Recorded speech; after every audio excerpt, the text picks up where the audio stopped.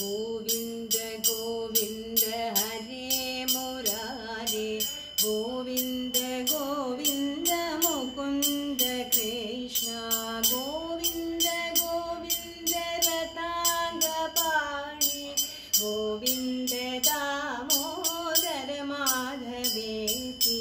गोविन्द दामोदर माधवेति करारविन्देन पदारविन्दं मुखारविन्दे विनिवेशयन्तं वटस्य पत्रस्य पुटेशयानं बालं मुकुन्दं मनसा स्मरामि संहृत्य लोकान् वटपत्रमध्ये